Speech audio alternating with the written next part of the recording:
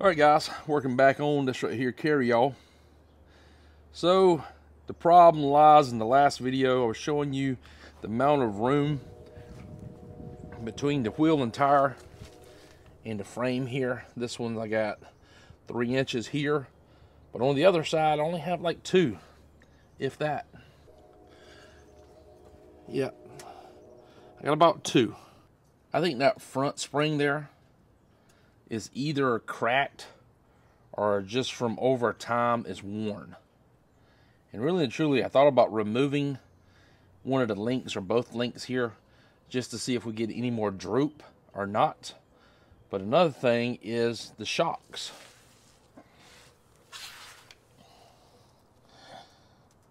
The shocks are bottomed out. There's no give on the shocks whatsoever. That's the passenger side and the driver's side. I'm not sure well you can see that or not, but the shocks are just completely bottomed out. That shock isn't doing anything either. So both of the shocks are now removed, and it didn't go up or down any.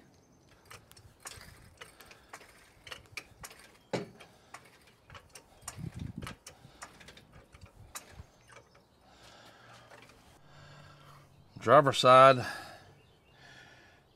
we can almost do 4 fingers. Let's get us a measurement of where we at right here. Now we're at 25.5 on the passenger side. We're at 25.1/8. So we know we're lower on the driver's side than the passenger side by almost a 1/2 inch. And that's with the floor jack underneath the front. I'm gonna lower the cart back down off the floor jack.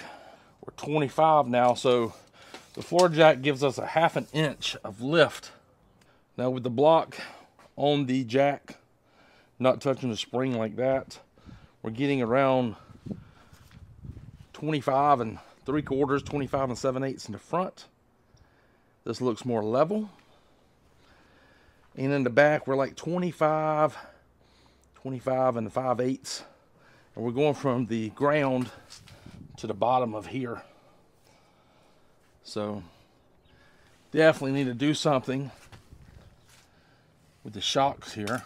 And I say the shocks, definitely what I meant is the spring.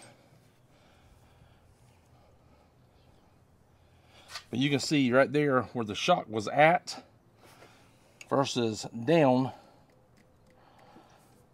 we're creating more play inside the shock itself. Okay, and we didn't have that when the cart was down. It was just completely compressed.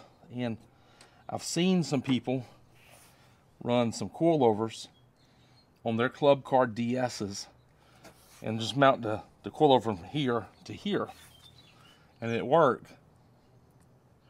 Some say the ride was a little stiff, some say it was a little loose or a little soft. I'm just thinking I'd rather it be a little stiff so it wouldn't lean side to side. I mean, this is an off-road cart, but my only main worry is this right here, tab here, not having enough weld on it. Now we don't replace the coilover there. We put the coilover somewhere at the bottom down here and ran it up towards the frame somehow. All right, so I went ahead and I disconnected the leaf spring mounts, kind of like the sway bar ends on a vehicle. So these springs are not in contact with the lower control arms at all. And there's some bushings down here on the ground. If you look up in here, the cross bar back there is not touching the frame.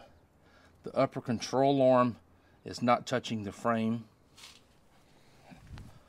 On that side, the upper control arm is not touching the frame. On the passenger side, no leaf spring in mount. I think the only thing that's stopping us now is this right here, tie rod's coming in a bind, and once that comes in a bind, then it's starting to lift up this right here wheel first. However, over here, I get my whole palm before it really touches back there. I mean, it's touching. Got about 3 fingers, 3.5. So I got on Amazon this week. Ordered me these coilovers with these reservoirs. Truthfully, I think these reservoirs are just fake or junk. It says it's got like a nitrogen spot there. Not really sure. These are the adjustable coilovers. Ordered those, and then I went ahead and got these right here as well. Now, when they came in, I said, goodness gracious, them things are huge. See what I'm saying? And it's like 1.5 inches wide, I think. Really and truly, I think they're too big, to be honest with you. So I didn't take them out of the package. Probably gonna send these right here back to Amazon. But these right here look to fit pretty good. They came with a Steeling golf cart lift kit. And I had 2, and then I contacted my buddy here in town, and he had these 2 right here. So I have 4 of these. And my plans was to mount one on both sides of the lower control arm, and the other 2 maybe to the frame. Size comparison. These right here are a lot smaller versus those big ones there. And I think these right here will fit the shocks a lot better. This is the end. Not much play at all. And I believe these also came with bushings here as well. Maybe we can cut those down, use those in here as well. Not exactly sure. So here's the deal. I've never seen anyone use them for what I'm planning to use them for. Now, I've seen people take these right here, same style coilovers, and get a one that's much shorter and put it from the upper control arm to the shock mount. I was thinking, maybe I don't want to really do that. So I kind of wanted to go from the lower control arm to the frame. And that's my plan. All right, so got them off. Didn't take much. I'm not seeing a visible crack. Not saying there isn't one. Maybe if there is, we can't see it. Or maybe they're just completely worn out. Of course, now they want a bow now when there's nothing on it. Maybe the metal is just too weak for these right here. Not exactly sure. So after looking at these right here, I don't think I'm gonna use these. I think these are gonna be too flimsy. I'd rather overbuild it than underbuild it and something happens somewhere. Well, the lower mount is mounted. I'm so glad we decided to go with these big ones. I feel more safe about that. Next, we need to mount the top ones as well. Shocks are on the front there.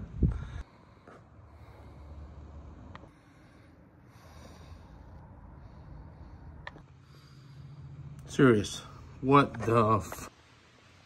It's nighttime. Starting to rain. And those shocks do not work. The coilovers are too soft for this right here. So we're gonna throw a Hail Mary and try something else.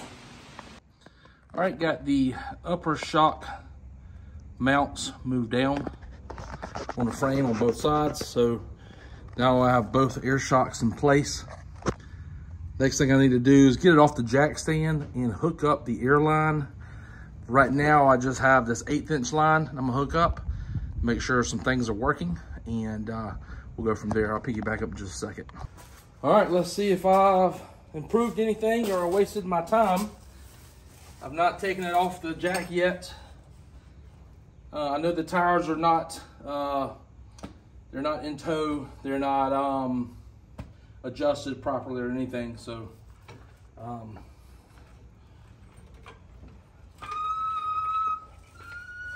so they're sitting down on the shocks right now. Let's see if anything has come from this or not. There it goes.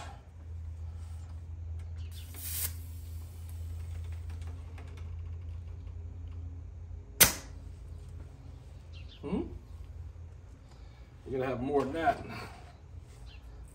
We'll turn the compressor on here in just a minute.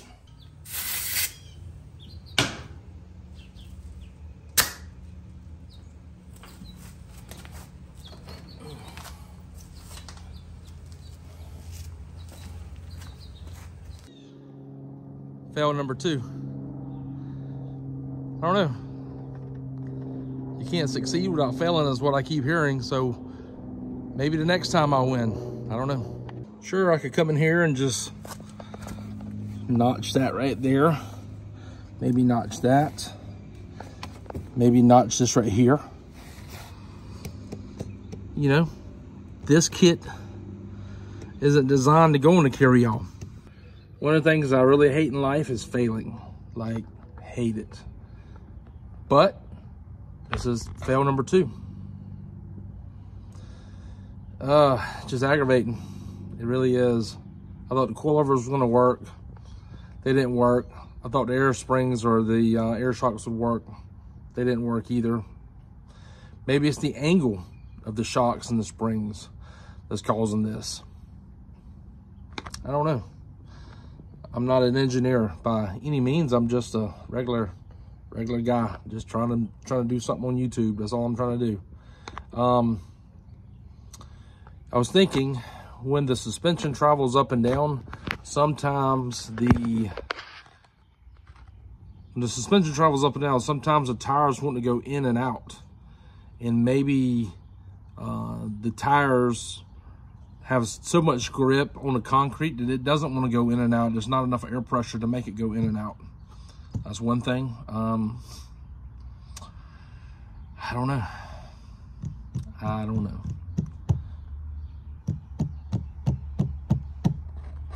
All right, so I went back and started looking at the first video footage of us installing the lift kit. That was back before Christmas, so that was a couple months ago. Anyways, the stock upper shock mounting plate and the spring plate, upper control arm plate, all of that, that was on the very front bolt. And now I have it on the back bolt. So what I'm gonna do is I'm gonna go ahead and start loosening some things up. And we're gonna slide everything forward if we can, that 1 inch, to see if there's gonna give us enough turning room on this right here lift kit. If not, we're gonna have to punt again. So I moved the front, the entire suspension to the furthest bolt to the front. That's how it was from the factory. I don't know why when I put this lift kit on, I moved it back, and I probably did it so that this plate right here and this right here would have came in contact, and I could have bolted it there. But I've already bolted it on 4 different locations on the very bottom, just like your regular, your regular lift kits are. So I'm gonna probably zip this right here off and not use this at all. And I'm thinking about taking the air shocks off of it and trying to go with the springs on it.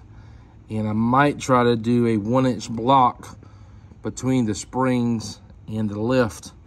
Just give it just a little bit more. I like the air shocks. I like the mounts. I think it looks great. I just don't want to have to worry about filling it up, or it going down or whatever. I don't want to have to worry about that. So I'm gonna try to put the leaf springs back on it again. It's just go back to where we started from, other than moving it, from the back to the forward. I don't know what to say. The leaf spring is arched. I got it mounted in the front location instead of the back one. Those are 2 holes I drilled for the upper shock mount. Anyways, it's up and it's staying. So let me show you what I got though. That bolt there, looks like the upper control arm is resting on it. So I thought about coming in here, zipping this right here corner completely off, and then put the bolt in on this right here side, because the only thing it's doing is supporting this bracket here. So if I come in here and drill the bolt here, then I have plenty of room for the bolt. And the upper control arm will have a little bit more play. All right, so I got driver side notch and moved that bolt there against that angle piece. So that's there. Passenger side is done as well. That right there gives me more room, travel room, if you're worried about that. And I replaced the bolt there just so we won't lose it. I knew I wasn't seeing things. See, the leaf spring is just about flat again. So either that's wore out, and I know there's missing a bushing on the driver's side. So either the spring is just completely wore out, Look at the tires, they're in an angle. So once it was sitting still, it was fine. But once I got on it, it's flattened the springs back out again. Sitting here, editing this video and, post, I've lost some footage. I lost the footage of us fixing the golf cart properly. So what did I do? Well, we ended up, putting the lift kit back on like, originally was with the leaf springs. We moved the lift kit forward to the most forward hole. On this Carryall frame, when I say the most forward hole, it has two holes. It has one where you can move it back, one where you can move it forward, and it moves the entire lift kit, okay? I've never seen a DS like that. They've only got one holes, but this one had two. And for some reason, I mounted the lift kit on the furthest most rear hole. Okay, with that out of the way, we took the lift kit, mounted on the forward hole, and that took care of the rubbing problem with the tires on the back of the cart on the frame. Now I can fit like about my whole hand on both sides, and it fits perfectly. Number two, leaf springs. The leaf springs were flattening out after we went, put them on for a ride or whatever. Well, I ended up taking a 1-inch block and putting them between the leaf springs and the lift kit. That helped dramatically. That just improved it so much. So the lift kit is right. I didn't film the next part, which is us taking everything apart and painting it, but that's what I did next. And I'll jump right here into this right here part of the video and finish showing you exactly what we got. So I've blown apart the suspension and starting to paint it all, and went ahead and cut that front piece that was on here off because it was back like this right here. So what I'm gonna do is I'm gonna get it forward. We're gonna mark our holes. And once we get our holes marked and bolted in there, and I'll weld this right here plate back onto the lower bracket. And that way we have another point of access to mount this right here as well. I bought some of these polyurethane bushings here. And this right here is a lift kit that I've just repainted and everything. I just slid these two in by hand. Usually I have to get clamps and hammer like the rubber bushings in, but these polyurethane bushings fit great. They also come with the sleeves that go in there as well. And if you need some lube, it's got some lube also that's included in the packet, which is pretty cool. Also went with some new rod end links here for all of my control arms. So decided to splurge, got them at rod end supply. And the ones that I got are the EMR 8. I got 4 of them. So I know it's kind of hard to see. The suspension aspect of it is done. Front's done. Only thing I need to do in the front, drill 2 holes on that one plate there, put bolts in there to secure it. I'll be done there. And I'm thinking about coming in and maybe painting some of the aluminum black in there just to hide it. I did that in the rear. So the rear is painted. Painted a frame there just to hide it. Got some new hardware, did the hardware in the front as well. So the suspension is done. So this has been a project that's been back and forth on the suspension, We first tried the coilovers, didn't work. We tried the airshocks, didn't work. We put the leaf springs back in the front. We put the block in the front. That worked so much better. I ordered new bushings for the leaf springs on both sides. That's better. We cut this right here off, slid it forward, welded it back in place. That's better. We modified the frame to allow the upper A-arms to droop down some. We remounted the bolts. That's better. So little by little, we're getting it. So that is this video. We're probably gonna end it here. I'm about to start working on the next video for this. And appreciate you guys watching this far. Till next time, we'll see y'all later.